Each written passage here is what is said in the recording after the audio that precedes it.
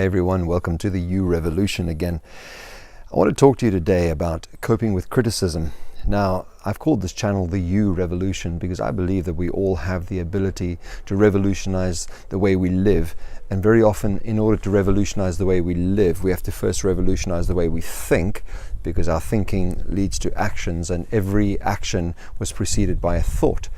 And so if we can change the way we think, we can so very often change the way that we live. Please visit the website and also subscribe to this channel as well. And it'll be great to get some of your comments. If there's any subject that any of you would like me to cover, please do just mention it in the comments. But coping with criticism, in the sort of work that I do, where I'm in the public eye quite a lot and I'm on a platform presenting and or in a lecture room presenting, I find obviously criticism will come my way.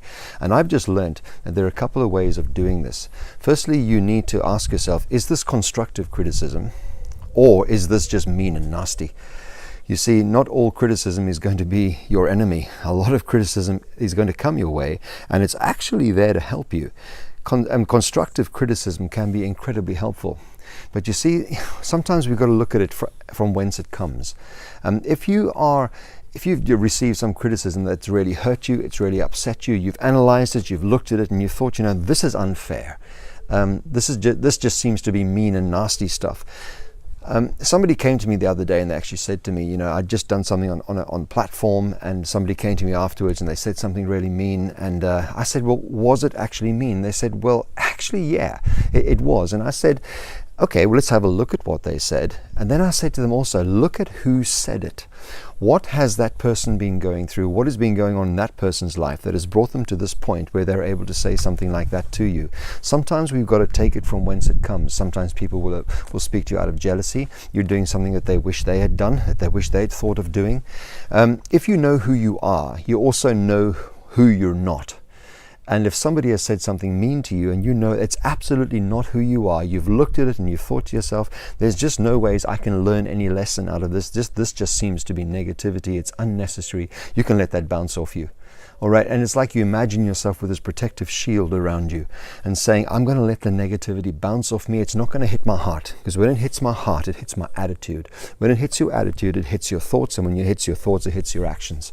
And so coping with criticism is a skill that we have to learn, especially if you're in any sort of presentation type of career, type of job. And also, if you're ever in the public eye, people are not always going to agree with you. We just have to get over that. People are not always going to agree with you. And here's a big thing we've got to get our heads around. Not everybody's going to like you.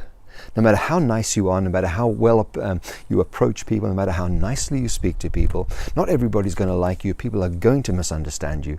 And we have to cope with that criticism.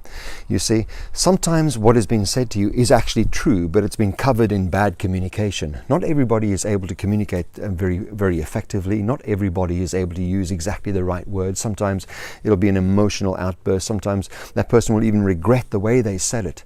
But if we can look at what people are saying, take it from whence it comes. In other words, look, who is this person? Are they actually trying to help me?